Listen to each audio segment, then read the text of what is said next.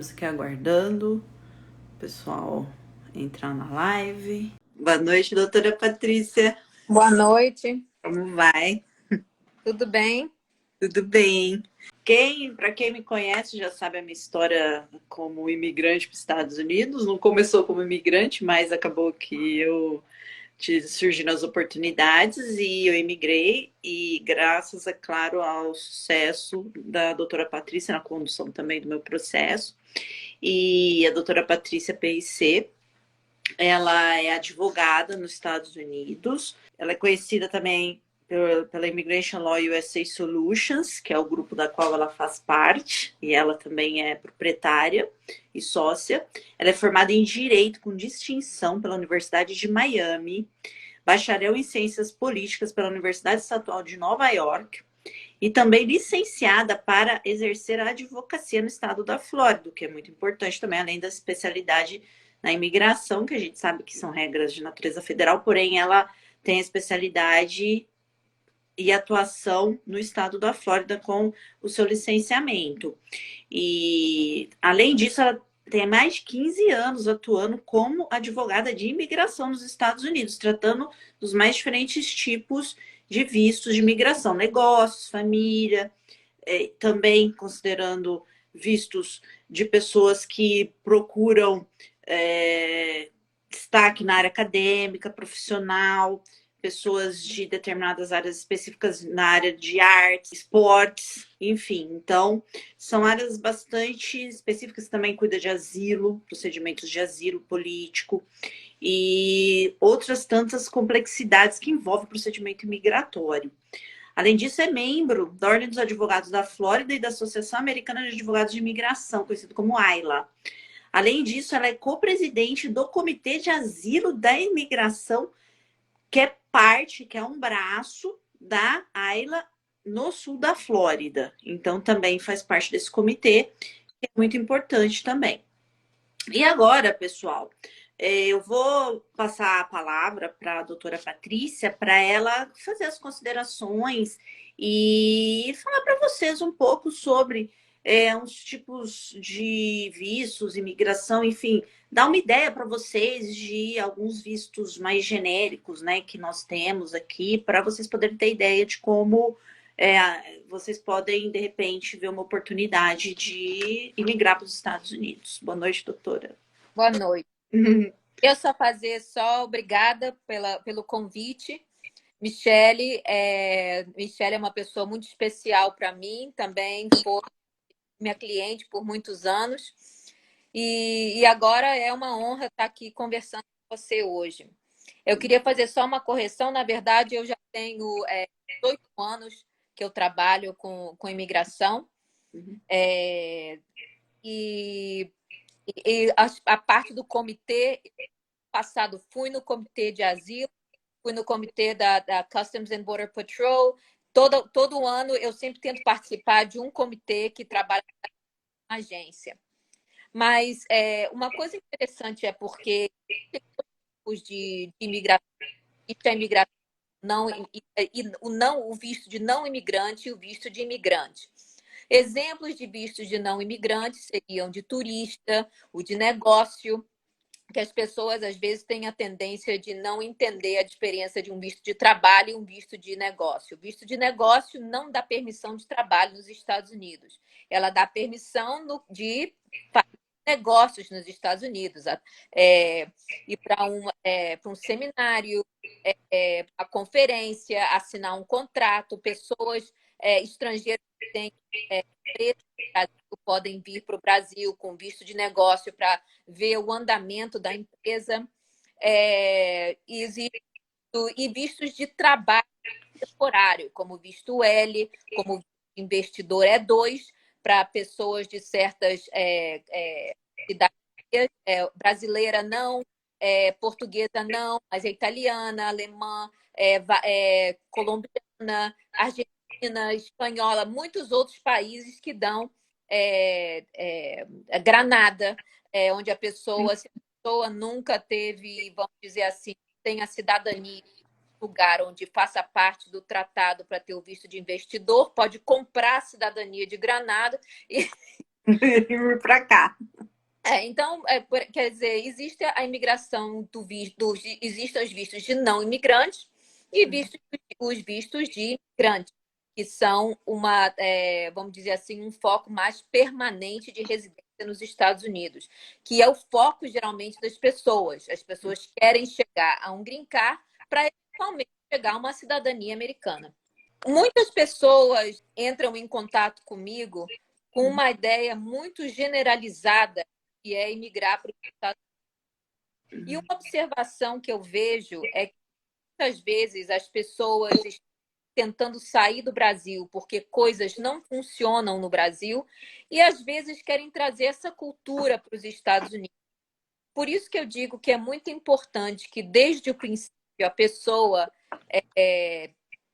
faça seu processo direito.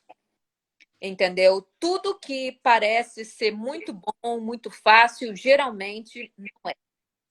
Até porque, né, doutora, as pessoas elas têm aquele mito, aquela história de que eu pego e eu vejo lá como é que preenche formulário, é algo fácil, principalmente questão de estudante, que é algo que assim, eu mesma passei pela experiência de não, é algo simples de fazer, e de repente deu uma complicação e eu vi que não era simples, né? E então foi por isso até que a doutora Patrícia começou a me representar no caso, porque foi algo bastante complexo, na verdade. Então não tem visto fácil, não tem nada fácil. Até o visto turístico, as pessoas pensam, não, é super fácil.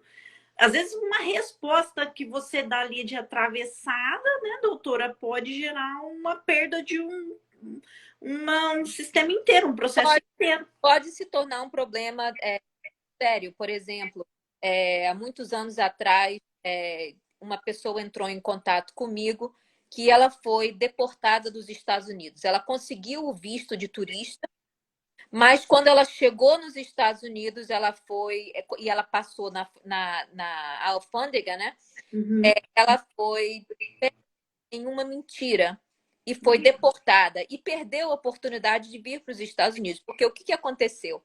Ela preenchendo o formulário do visto, eles perguntam se a pessoa tem algum parente nos Estados Unidos. Ela tinha uma irmã que não tinha status, então ela colocou não. E ela ganhou o visto, ou seja, na fase do consulado, a omissão do fato passou. Uhum. Ela chegou no aeroporto, que eles começaram a fazer perguntas para ela, que viam que na mala dela tinham presentes, entendeu? Ela foi pega na omissão. Ela foi pega na mentira. Então, dali, ela já foi deportada. Então, as pessoas não entendem que por trás dos formulários, tanto o formulário do visto, que é um visto L, de um visto são estatutos, entendeu? Que não são respostas fáceis. Às vezes eu falo brasileiro, aquele questionário de sim ou não que você bota não, não, não, não, não. O que for, entendeu? É importante. Às vezes tem um sim ali que você deveria ter posto e não colocou, e eles, não, mas peraí, é que assim, eu observo, né? Claro, às vezes algumas pessoas acham que por um sistema que aparentemente é rudimentar, porque eles usam muito papel. Tudo, eles registram muita coisa no papel. É fax, a gente fica pensando, nossa, enviar fax, então eles usam muita coisa assim. E aí, quando você para pra pensar, na verdade, eles têm tudo registrado na frente deles. Então, quando eles perguntam alguma coisa para você, você para pra pensar, mas ele tá me perguntando isso? Às vezes ele já tem a resposta. Ele quer saber se você vai responder de uma forma condizente com a realidade. Porque eu tenho a percepção que eles têm uma tolerância muito baixa com mentira aqui. Então, não dá para dar voltas com eles, tem que ser direto. Por isso que a resposta às vezes é sim ou não. E geralmente, quando eles vêm a fazer a pergunta, eles já têm a resposta. Uhum. Mas voltando um pouco para trás, Michele, no preenchimento do formulário, às vezes a pessoa dá a resposta não necessariamente desqualifica a pessoa. Às Uhum. vezes, explicação, às vezes tem uma forma de se conseguir. O que não é certo é não colocar a verdade, porque uma omissão que pode dar um problema sério no Não é assim, claro, né, doutora? Por isso que precisa sempre, eu sempre ressalto a necessidade de ter um profissional especializado na área, procurar um profissional que atue na área de imigração, porque às vezes tem outra coisa também que eu observo, você vê em outdoors, porque aqui no Brasil, eu sou advogada no Brasil e lá eu não posso botar um outdoor falando quais são as minhas especialidades, que eu vou para o OAB responder processo, posso até perder minha carteira. Então tem esse problema no Brasil. Mas aqui nos Estados Unidos, os advogados têm essa autorização de usar o marketing de uma forma aberta. E às Mais vezes, ou menos. né? Pelo menos tem Eu que. acho melhor que do Brasil, mas a gente também tem, vamos dizer assim, limites, né? Tem, né? Tem, mas pelo menos é assim, né? Tem que ficar dentro de uma ética do tipo, não vulgarizar a profissão, né? Enfim. Mas o que eu vejo, as pessoas anunciam, por exemplo, acidente de veículo em imigração. Mas como que você vai trabalhar em duas áreas? Né? Assim, eu, naturalmente, a doutora Patrícia, que cuidou do meu processo, eu nem me atrevo a me imiscuir nessa área de imigração, porque, assim, é muito complexa, é super complexo, falo jamais. E eu fico pensando o tanto de tempo que um advogado tem que se dedicar só para estudar todas as regulamentações de todas as áreas de vistos que tem, assim, assim, uma quantidade absurda de vistos, né, que as pessoas podem pedir. E, assim, são decisões de diferentes áreas de imigração. É muito complexo. Né? E assim, até eu agradeço a doutora ter aceito o meu convite de nós podermos aqui bater um papo sobre esse assunto, porque as pessoas às vezes ficam pensando que é algo fácil, simples, corriqueiro, e não é muito complicado, é muito complexo, e é importante levar para as pessoas essa ideia de que, olha, você precisa de alguém especializado na área, porque assim, por exemplo, eu tô assim falando, pessoal, se alguém tiver alguma dúvida, alguma pergunta, tá? Aproveitem, né? Que a gente tá aqui. Coisa, Kelly, as pessoas que estão assistindo esse live, se Uhum. elas entrarem em contato com o meu escritório, elas vão receber uma consulta bônus de 15 minutos. Hum. Em 15 minutos, eu posso avaliar se a pessoa tem uma possibilidade ou não, ou se teria interesse em fazer uma consulta formal. Ah, ótimo. Nós vamos na hora. Quando eu deixar salva a live, eu já vou deixar anotado para que as pessoas, né? Porque às vezes tem gente que essa hora tá chegando do trabalho ou tá estudando, tá fazendo algum outro curso, né? E não tem tempo de assistir agora, vai assistir mais tarde, né? Então é bom que eu já deixo isso anotado lá, né, doutora? Eu tenho aqui algumas perguntas, principalmente quando a gente está falando na área de família, porque às vezes a gente migra para os Estados Unidos e a gente obtém um green card e depois algumas pessoas progridem para a cidadania, porque a gente tem que pensar também, né, doutora, que uma coisa é o green card, outra coisa é a cidadania. Tem uma diferença, né, entre você ter o green card e ter a cidadania. Que diferença é essa, né? Olha, a diferença que sempre bate é o direito de votar.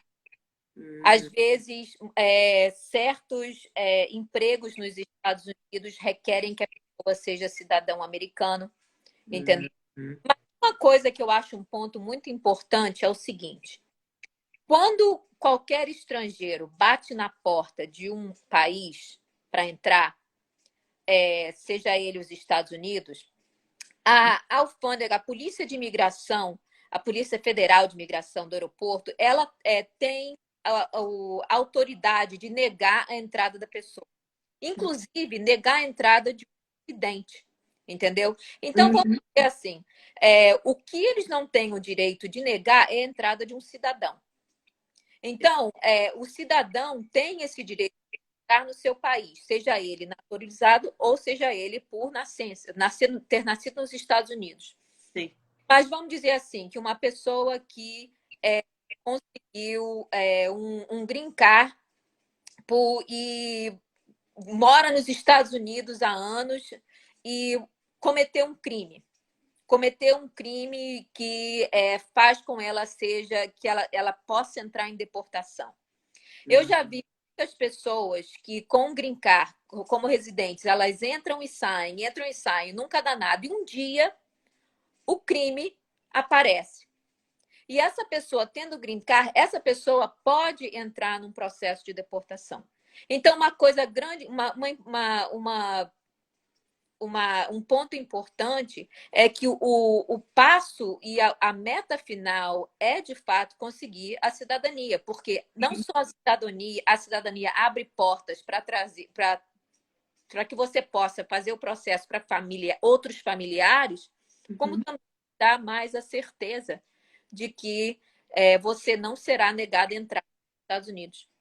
Ah, sim, né? Porque às vezes as pessoas, eu ouço histórias de pessoas que pensam que porque tem o cartão do Green Card, elas têm o direito natural de entrar. Elas esquecem, pode ser revogado esse direito, porque nada mais é que você bater na porta de alguém e falar, deixa eu entrar? Tá, você pode entrar, mas se comporte. Porque se você não se comportar, eu vou te pôr para fora. É mais ou menos, Exatamente.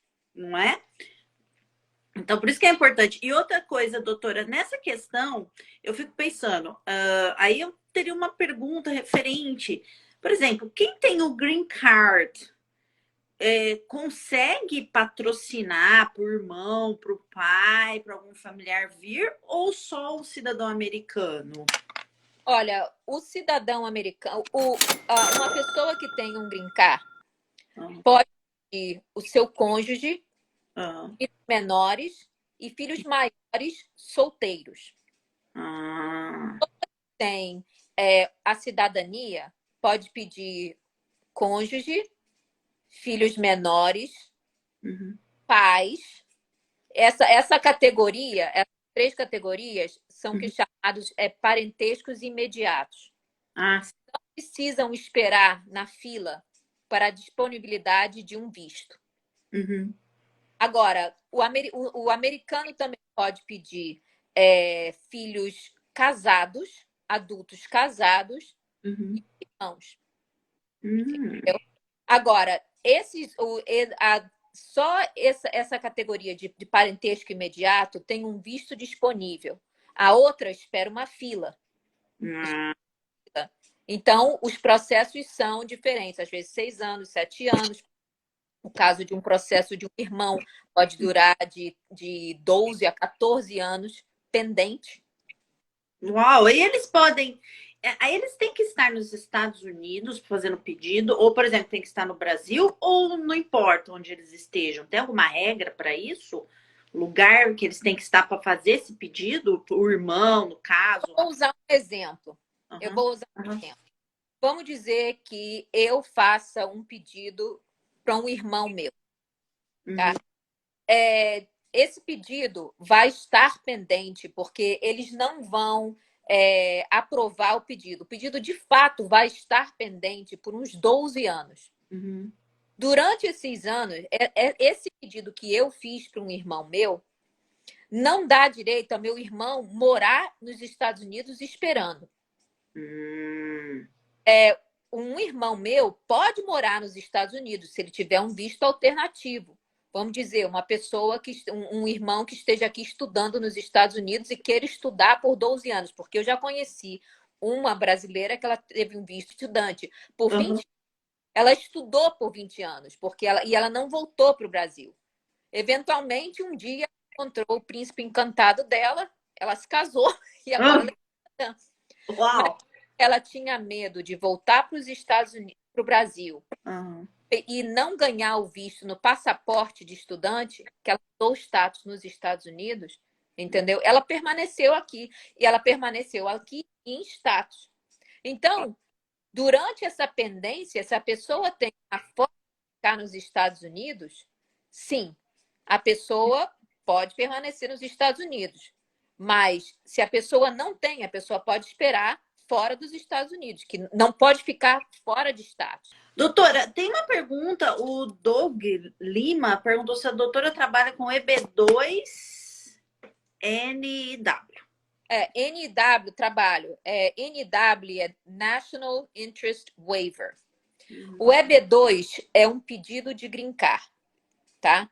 Existem 2 tipos de pedido. Um pedido do Green Card que precisa de uma autorização do Ministério de Trabalho através de um Labor Certification, ou ou uma pessoa que tenha um mestrado, uma coisa assim, entendeu? Agora, que precisa de um empregador. O National Interest Waiver, o NIW, a pessoa pode se pedir.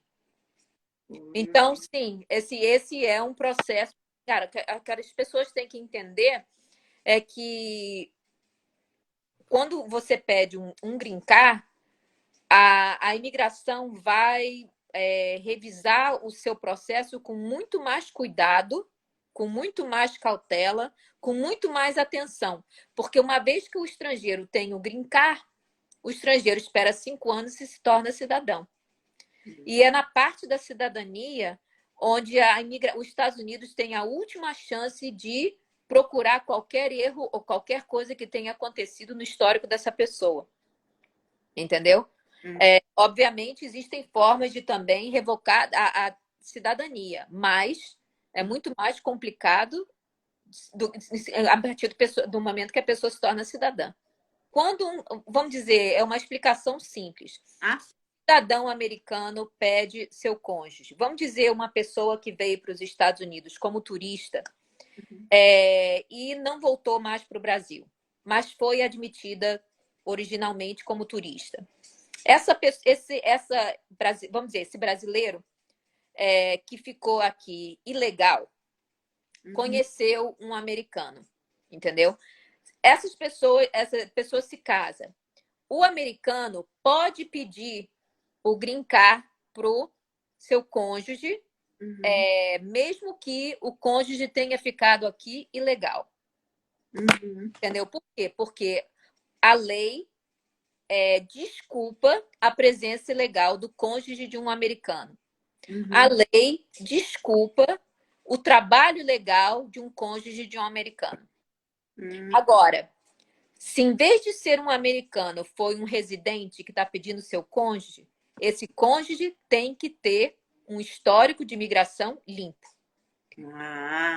Essa é uma diferença, então, quando é um cidadão americano e quando é um não cidadão, no caso, só é uma pessoa que é residente nos Estados Unidos.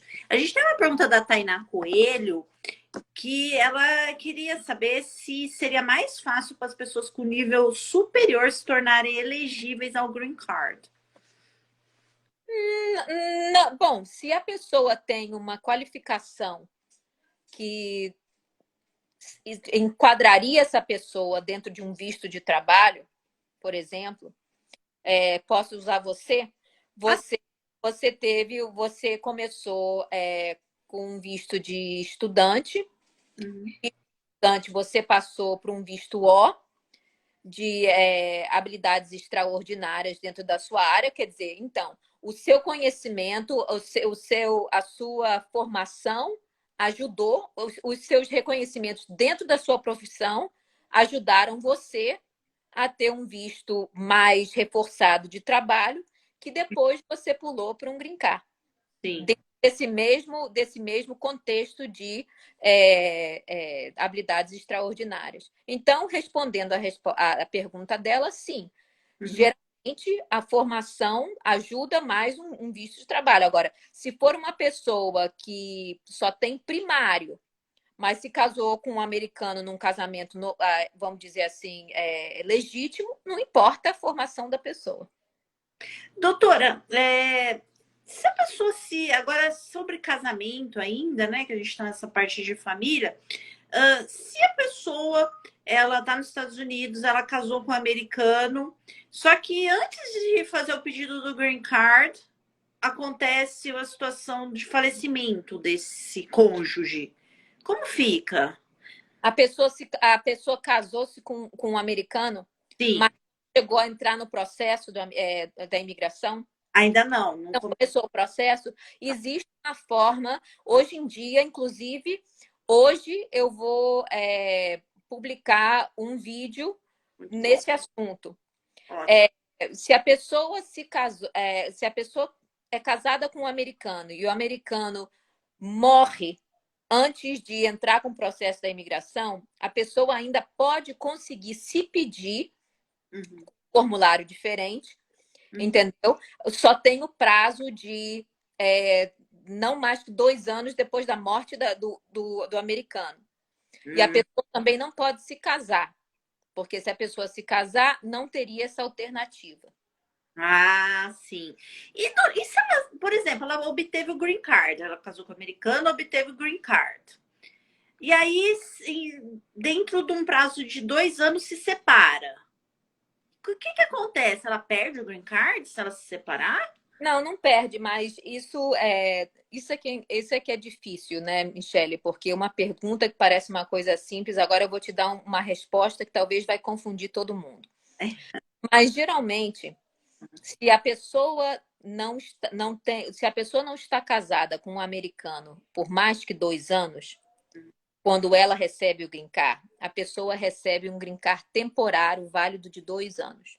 Uhum. Antes do segundo aniversário deste green card, a pessoa tem que entrar com um outro pedido, entendeu? Para tirar a condição temporária do green card e virar um green card permanente de 10 anos, tá? Sim.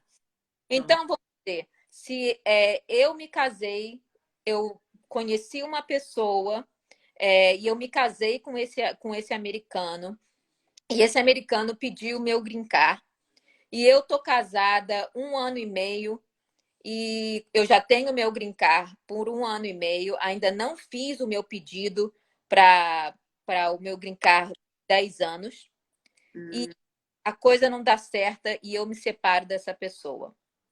Existem formas de você pegar o green card permanente de 10 anos, mesmo que você já tenha se divorciado do seu cônjuge americano, entendeu? Então, existem possibilidades. Agora, se a pessoa é casada com um americano e vamos dizer, e o visto está pendente, como eu tive um cliente que o green card dessa pessoa ficou pendente 4 anos, ou seja, ele já tinha 4 anos de casamento, quando ele recebeu o green card dele, ele recebeu já um green card de 10 anos. Olha. Hum. Varia, né, doutora? As situações também, às vezes oficial que está cuidando do caso, né? E o tempo, né, que se passou. Enfim, eles vão analisar caso por caso, né? Porque assim, não dá para dizer que é algo. A gente fala que é um poder discricionário que eles têm, né? Por exemplo, eles vão avaliar se aquela pessoa merece ou não receber o green card, né? Isso é um bom ponto, Michele, porque Uhum, pessoas às vezes não entendem uhum, que existem 2 partes do processo. uhum. A parte do processo é o direito que o cidadão americano tem de ter seu cônjuge nos Estados Unidos. Essa é a primeira parte do processo. Uhum. A segunda parte do processo essa palavra é complicada, é a admissibilidade da pessoa, ou Uhum. seja, estrangeiro, do cônjuge. Uhum. Então, quer dizer, se eu sou casada com um estrangeiro e eu tenho o direito de ter meu cônjuge, de fazer esse pedido para o meu cônjuge, tá? Mas vamos dizer que o meu cônjuge tenha tido uma condenação para estupro, entendeu? Ou seja, o meu cônjuge, apesar de eu ter o direito de fazer o pedido, essa pessoa não é admissível nos Estados Unidos. Então, não vai poder conseguir o green card. Então, tem certas situações, certos crimes, certas situações que, mesmo que o americano possa fazer o pedido, não quer dizer necessariamente que seu cônjuge vai ter o green card. Ah, isso é muito importante, né, doutora? Tem aqui a Nath Fadinha. A Nath foi minha aluna na UNAERP e alguns anos atrás. E ela perguntou, ela falou que precisa renovar o green card dela. E o marido dela, ela tá na National Guard agora. E ela precisa aplicar para citizenship direto. Aí a pergunta é se ela pode aplicar para a cidadania diretamente, ao invés de aplicar para renovação. Olha, eu vou te dizer, a pergunta dela é excelente, porque mas eu não vou poder dar uma resposta para ela. Por quê? Uhum. Porque o estatuto para as pessoas que o marido dela está no National Guard, né? Isso, isso. Uhum. Tem leis específicas para isso. Ela pode até entrar em contato comigo e eu posso dar uma olhada para ela. Será um prazer. Ótimo, Nath. Então anota aí, tem já o endereço da doutora, eu vou deixar no vídeo também, e aí você envia um direct lá e vai atrás, porque é um caso muito específico, né? Então, porque assim, tem os casos mais comuns, mas como a doutora falou, tem casos que têm uma peculiaridade. Eu agradeço a presença de vocês, foram esclarecimentos muito importantes, principalmente essa questão de família, que eu acho que muita gente às vezes tem o green card e fica, mas como que eu faço com meu filho mais velho, que eu tenho um filho que tem 35 anos, eu posso trazer ele, já que eu tenho green card, etc. Então, eu acredito que com as explicações da doutora foi importante também a gente ver o caso da Nath e a gente vê que tem questões muito mais além daquilo que a gente está falando aqui, bem mais específicas, né? Então, não é algo tão simples. Então, doutora Patrícia, a doutora quer falar mais alguma coisa? Eu só quero agradecer a você, agradecer a todos que participaram desse live. Mais uma vez eu digo, pessoas que entram em contato com a gente através das redes sociais, eu ofereço uma consulta bônus de 15 minutos. Os horários são segundas e sextas, pela tarde. Mês que vem nós estamos começando eu tenho o canal Minuto da Imigração. E começando agora em julho, nós vamos focar em vídeos sobre família. Então, eu peço a todo mundo que vão me visitar nos meus vídeos Minuto da Imigração. Obrigada, Nath. Obrigada, André. Obrigada, Tainá. Obrigada, Rodrigo. Doutor Rodrigo Assede é meu sócio no Brasil. E fiquem atentos, doutora Patrícia agora tem o mês de julho, que vai tratar com mais detalhes essas questões que nós falamos aqui, de questões de família, envolvendo o casamento com um portador que tem green card, quem tem cidadania, quem tem green card, mas tem filhos mais velhos, maiores de idade, porque geralmente as pessoas pensam, só os menores que têm acesso, que vão ter direito. Não, os maiores também. Então, fiquem atentos, acompanhem as redes sociais da doutora Patrícia, para que vocês possam ter essas atualizações, essas explicações com mais detalhes, né? Porque aqui não foi uma conversa mesmo, um bate-papo, né? Mas lá a doutora vai explicar certinho os conceitos, vai citar mais exemplos, vai deixar vocês com uma noção melhor do que se trata. E vocês vão poder aproveitar a consulta bônus, aí ter um pouco mais de material de conteúdo para poderem aí seguir o seu sonho de migrar para os Estados Unidos. Fica aqui nosso abraço, nosso agradecimento, doutora Patrícia, e esperamos que a gente possa, mais uma vez, no futuro, voltar a conversar sobre algum assunto. Então, vão lá ver os vídeos da doutora Patrícia, comentem, assistam mais tarde as partes que vocês não conseguiram ver. Me deixe seus comentários. Um beijão para todos e até a próxima. Obrigada, Michele. Obrigada por participar. Obrigada, doutora. Até logo. Tchau, tchau, pessoal.